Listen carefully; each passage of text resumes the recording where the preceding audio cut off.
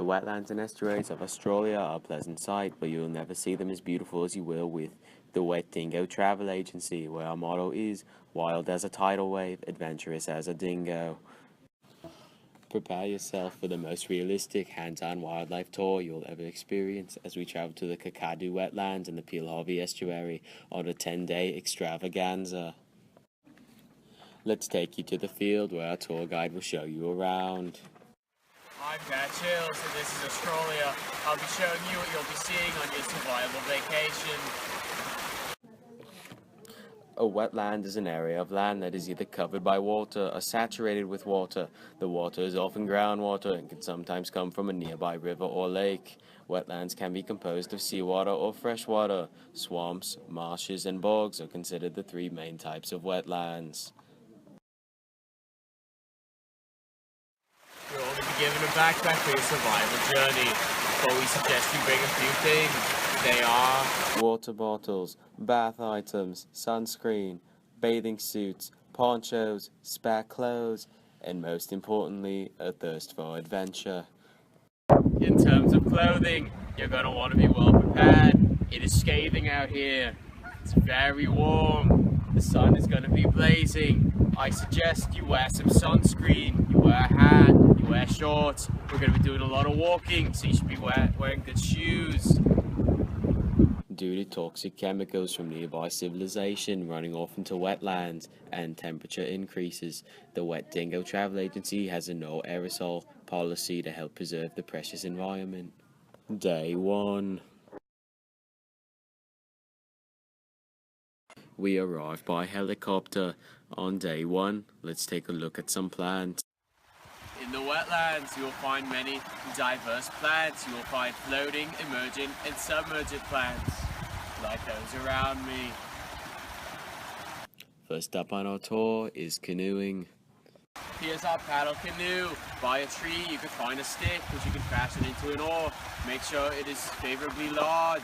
Like Teddy Roosevelt once said, you must carry a big stick. Let's try it out. Fun fact for you, wetland biomes are everywhere but in Antarctica. Now it's time to go fishing. And here's how you make a fishing rod. You take the oar from canoeing as the stick, put a string onto the stick, and then you give it a hook. When you're done with this process, you should end up with something like this. Really quite simple when you think about it. So what's fishing if there's no enjoyment in it? At the end of the day, we gather around and eat today's catch with our visitors. The sun is down, the day is over, it is time to sleep under the stars. Mattresses and bedding are provided. Day 2. Today we'll be exploring different animals of these wetlands. You will expect to find ducks, geese, marsh rabbits, beavers, otters, amphibians, dragonflies, and leeches. Beavers and termites are keystone species of the wetlands. If we're lucky, we may find some crocodiles and snakes. These are the biotic factors of wetlands. Now here are some abiotic factors. Now let's go look for some animals. Look what we found, it's a marsh rabbit. We do not allow visitors to hunt in the wetlands though. Do not do the following. Oh look, fresh meat. This looks really good. Oh! Ah! In case it rains, you're going to want to build a shelter. I have some spare clothes here and you could tie them to trees and other things to fashion a reasonable shelter for survival. When you're done, your shelter should look something like this. Day 3 to 5 is survival day. You will be like me, that chilled, and survive out in the wild. However, if you can't handle it, you're a sissy. There are emergency helicopters and first aid medical squads here to take care of you. But if you're like me, you won't need it. Day 6, fly over to the Peel Harvey Estuary. We are now in the Peel Harvey Estuary. The dress code here is similar to the dress code in the wetlands. An estuary is a body of water where a river meets a larger body of water. Estuaries are often brackish, meaning they contain salinity in the water. There are many threats to estuaries, like agricultural overnutrition, which has caused toxic algal blooms that have destroyed 75% of vegetation. To prevent additional damage to the estuary, it is imperative that nothing is littered throughout the journey. Day 7. Today is the day for kayaking around the estuary. Kayaks will be provided and you'll be able to trek around the estuary, enjoying the sweet euphoria of nature. However, if the water is dried up, there will be no kayaking, but an enjoyable trek across the estuary will happen.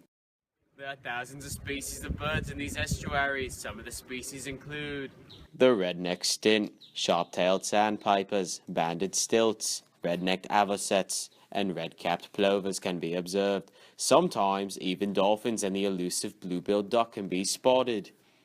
Some of the plants include cordgrass, seagrass, salt marsh plants, and mangroves. Seagrass and blue crabs are keystone species of the estuary. Here are the biotic factors of estuaries, and here are the abiotic factors. bird watching is encouraged, as mentioned before, with the thousands of species. Look at that bird right there. That bird's a beauty. What you should not do, however, is this. Die! Day 8 through 10, the hotel. After 7 days of invigorating physical activity in the beauty of the earth, it is time for luxury. At our exquisite 5-star hotel, the Golden Joey, guests will spend 3 days feeling like kings. There are a wide variety of activities, such as getting a massage, going in the massive pool in the lobby, ordering ethnic and gourmet cuisine, watching TV on a 72-inch LED TV, going to the observation deck and relaxing, overseeing the beautiful Peel Harvey estuary. After 3 days in luxury, helicopters will send you to Sydney Airport, where you will, sadly, leave Australia and its wonderful biomes. To learn more, call toll-free at 1-800-RC-BIOMES.